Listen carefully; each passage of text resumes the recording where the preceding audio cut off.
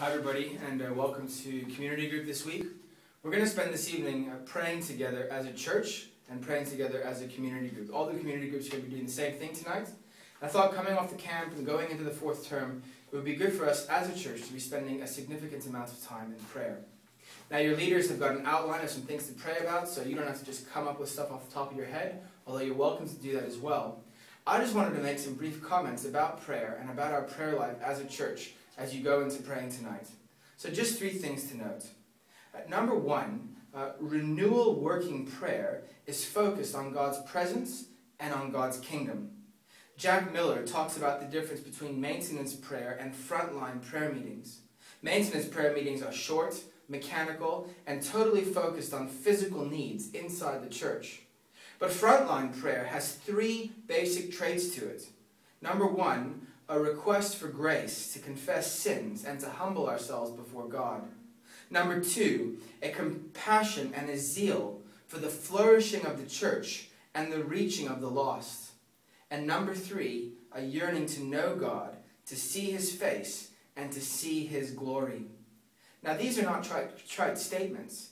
It's quite clear when listening to a prayer meeting whether these traits are present or not.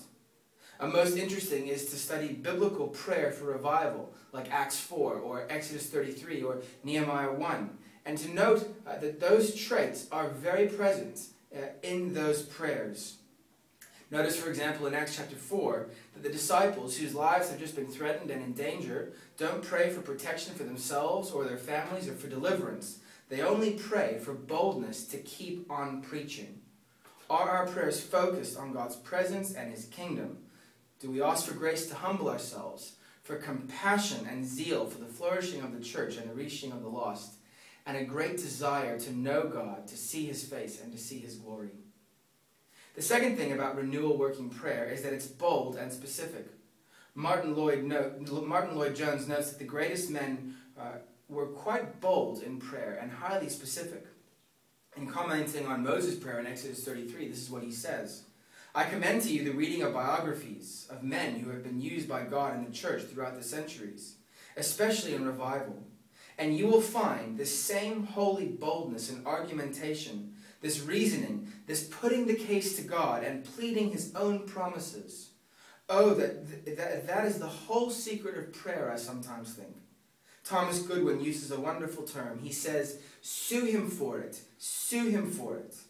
Do not leave Him alone. Pester Him, as it were, with His own promises. Quote the Scriptures to Him, and you know God delights to hear us doing it, as a father likes to see this element in his own child, who has obviously been listening to what his father has been saying." We don't have to go any further than Luke 18 to see the parable of the persistent widow that Jesus tells about prayer and continuing in prayer. So number one, it's focused on God's presence and kingdom. Number two, it's bold and specific. And number three, it's prevailing and corporate. By this we simply mean that prayer should be constant, not sporadic and brief. Why? Are we to think that God wants us to grovel? Why don't we simply put in our requests and leave it at that? The answer is that we are so impertinent.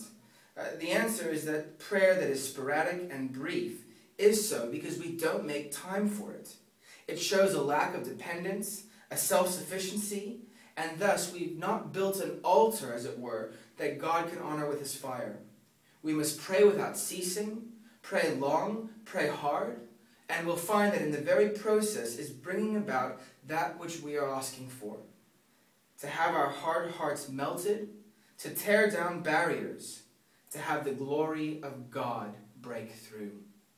And so, friends, I hope and pray that tonight your prayers will be focused on God's presence and kingdom, that they will be bold and specific, and that they will be prevailing and corporate as you leave from here tonight and spend time in your weeks praying and coming